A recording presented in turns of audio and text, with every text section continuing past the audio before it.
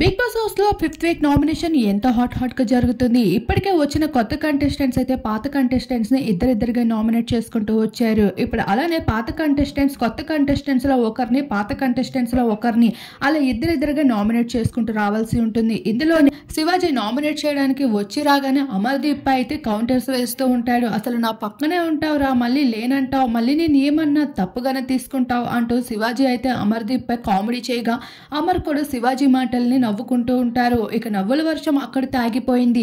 House లోపలికి అడుగుపెట్టిన అర్జున్ అంబాటి ఏకంగా అమర్దీప్ ని నామినేట్ చేస్తూ నీ గేమ్ ని నువ్వు ఇంప్రూవ్ చేసుకోవాలని అనుకుంటున్నాను, నువ్వు గేమ్ బాగా ఆడడం లేదని చెప్తున్నాను అంటూ నామినేట్ చేయడం జరుగుతుంది.